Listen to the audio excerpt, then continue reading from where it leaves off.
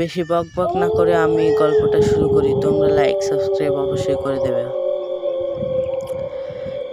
একদিনকার কথা, আমি আমার বন্ধু আমার 3 বন্ধু এবং আমি সবাই মিলে ঘোরাঘুরি করছিলাম সাইকেলে।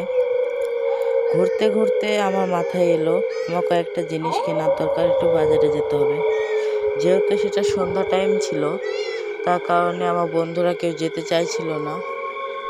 তবুও আমি জোর করে নিয়ে যাই তাদেরকে এবং গিয়ে জিনিসপাতি কিনি। কিনতে কিনতে প্রায় রাত হয়ে যায়। আর যেহেতু যাওয়ার রাস্তায় একটা মাঠ ছিল, একটা গোরস্থান ছিল এবং সাথে একটা মরঘাটিও ছিল। আমরা যখন বাড়ি আসছিলাম সবাই ভয় করছিল, কারণ কারো কাছে মোবাইল ফোন বা লাইট ছিল না। আমরা অন্ধকারে আস্তে আস্তে এগিয়ে আসছিলাম। যখন আমরা গোরস্থানটা পার হয়ে একটু দূরেই আমাদের একটা বৃদ্ধ লোকের সাথে দেখা হয়, যিনি কিনা হেঁটে হেঁটে যাচ্ছিল আমাদের গ্রামের দিকে এবং তিনি খালি পায়ে ছিল, একটা চাদর মুড়ে দিয়ে। আর তিনি দেখতে এতটা সুন্দর, আমি হয়তো এরকম মানুষ আগে কখনো দেখিনি। আমার লাইফের প্রথম এত সুন্দর আমি কোনো মানুষকে দেখলাম।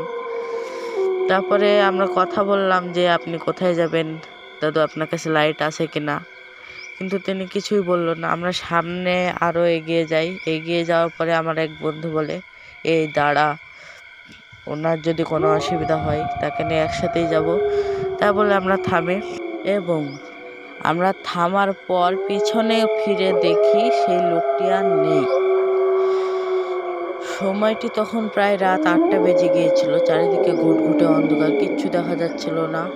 আমরা সেই অন্ধকার ঠেলে আরও সামনে এগিয়ে যেতে লাগলাম, কারণ আমাদের মনের মধ্যে ভয় ঢুকে গিয়েছিল যে এই লোকটা কোথায় গেল হঠাৎ করে উড়ে। তারপরে আমরা সামনে এগিয়ে যেতে যেতে আমার বন্ধুরা অনেক ভয় করছিল। হঠাৎই একটা তাল গাছের গোড়ায় থেকে একটা বাদুড় উড়ল। কিন্তু এটা বড় কথা নয়, বড় কথা হলো বাদুড় আমরা সাধারণত কালো কালারের দেখি, কিন্তু সেই বাদুড়টি কালো কালারের ছিল না। সেই বাদুড়টি ছিল সাদা কালারের। বাদুড়টি দেখার পরে তো আমরা প্রচুর ভয় পেয়ে যাই এবং আমরা যত তাড়াতাড়ি সম্ভব বাড়ির দিকে রওনা দিই। বাড়িতে পৌঁছানোর কিছুটা আগেই আমার একটা বন্ধু বলে ওঠে যে এই ঘটনাটা বাড়িতে কেউ কাউকে বলবি না, নইলে সমস্যায় পড়তে পারি পরে। তারপরে আমরা কেউ কাউকে বলি না, যে যার মতন বাড়িতে পৌঁছে যাই। তারপরে শুয়ে পড়ি। বন্ধুরা ঘুমাচ্ছিল কি জানি না, তবে আমার ঘুম আসছিল না। যেহেতু এত বড় একটা ঘটনা ঘটেছে, তো ঘুম না আসারই কথা।